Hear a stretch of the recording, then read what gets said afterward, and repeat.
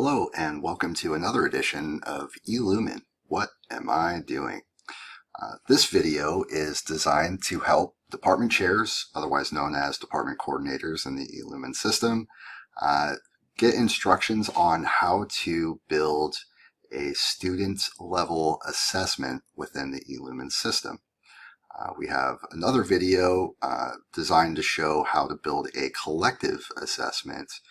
And so the information contained within this video is building upon that knowledge.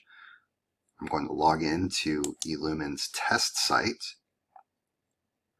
make sure that I have the appropriate assignments or role selected here at the top drop down. I'm going to select Department Coordinator. And I need to make sure that I have the appropriate entity selected. I'm going to be building a student level assessment within music. And now I've got a couple of ways of accessing the assessment library. On the Strategic Planning tab, if I select Assessments, I can get to my assessment library. I can also get there by selecting the SLO and Assessments tab and the Assessments subtab. And again, I'm here in my assessment library. You can see that I already have one assessment built, and this is my collective assessment that I had built for Music 101. And so to build a new assessment, I can click on the Add Assessment button. And so again, we have two options here to complete this form. First up, we have to identify whether we want individual student scorecard and rubric, and that is the student level assessment option, or the collective student score entry option. I'm going to select the individual student scorecard and rubric option.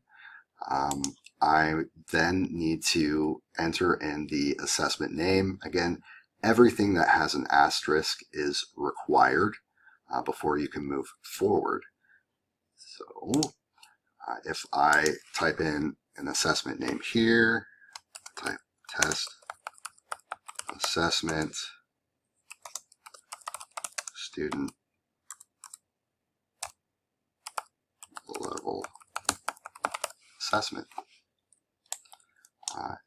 And for the sake of time, I'm just going to copy and paste that text into the assessment description. Please feel free to add more detail as you see fit. I need to select the assessment type, and I'm going to select major mid-course assessment. And then I have the option of making this formative assessment or not. If I select make this assessment formative, that means the results that are input for these assessments will not be included in the overall department or institutional statistics related to outcomes assessment performance. Ideally, you would leave this unchecked. You can allow for faculty annotations, so when faculty are entering in their results, they can annotate those results. You can also add a reflections template if there are certain questions that you would like for your faculty to respond to as they enter in their assessment results. You can do that by adding a reflections template by clicking this link or up here at the top as well.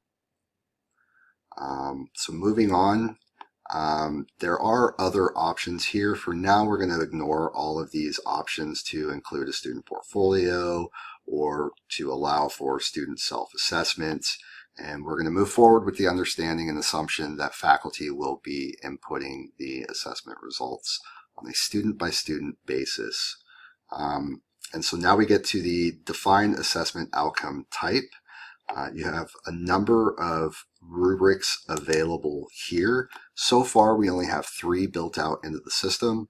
This rating scale of a 4-point scale, 1 through 4, with NA. NA is an indicator that that student did not participate in the assessment. We have a rating scale of met met with no NA. And that would be if you have the assumption that students that did not participate in the assessment did not meet the SLO. And you can see the exclusion of NA options means that you have students within two groups. They met the assessment or they did not meet the assessment, and that did not meet the assessment would include students that just didn't participate in the assessment at all.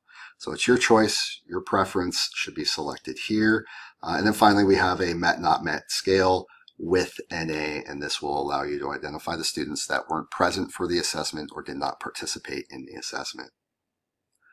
So I'm going to go met not met with NA.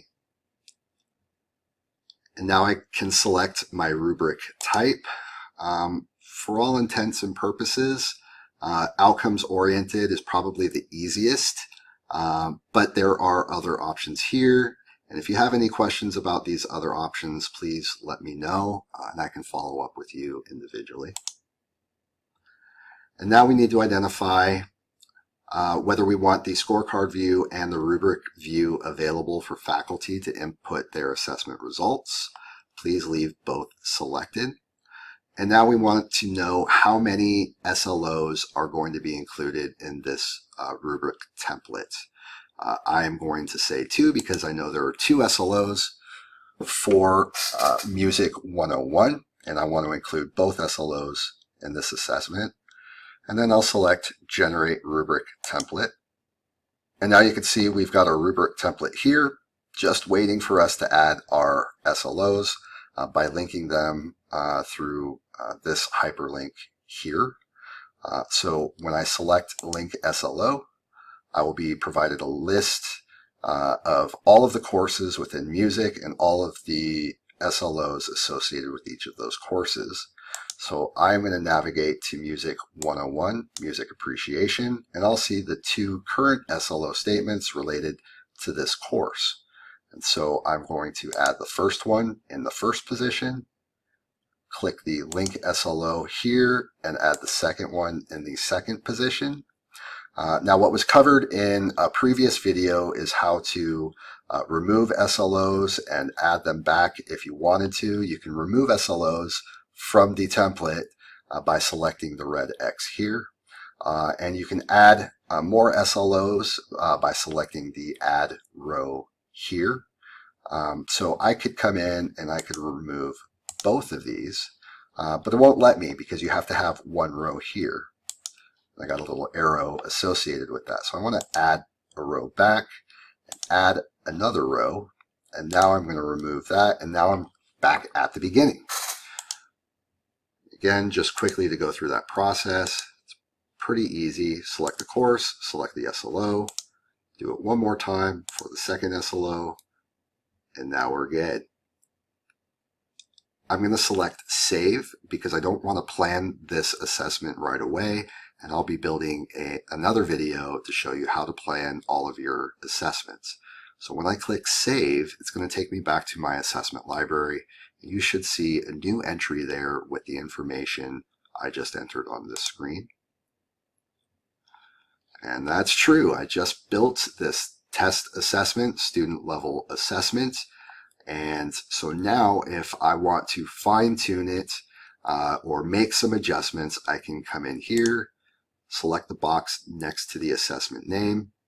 I can remove it, I can deactivate it, I can show the history of it, I can plan it, again, we'll get into that a little bit later, or I can clone it. And cloning means making a copy of this assessment, and then I can go into that clone and make the necessary adjustments and make that cloned assessment relevant for a different course entirely if I choose. I can also set as the assessment as a recommended assessment. So this will be the recommended option for building out and planning assessments for all of the courses within the music department. So just to show you how cloning works, I have this assessment selected. I can select Clone. And now it's pre-populated with all of the information I have here. And so now, working from this one, if I wanted to, I could say test assessment for music, let's say 104. So now I want to make this assessment available and usable for a different course entirely. So once I make that adjustment there, assuming I have no other adjustments here, now I can come in and I can add rows to my rubric. I can remove the SLOs here. And now I want to add the SLOs for Music 104 rather than for Music 101. And there are 3 SLOs here, so I select SLO 1, SLO 2. I need to add a row because there are 3 SLOs for this course. SLO 3. And now I have my rubric template completed. Save. Now I've got a third assessment here. This test assessment is the collective assessment I built in the previous video. This test assessment is the assessment I built for Music 101.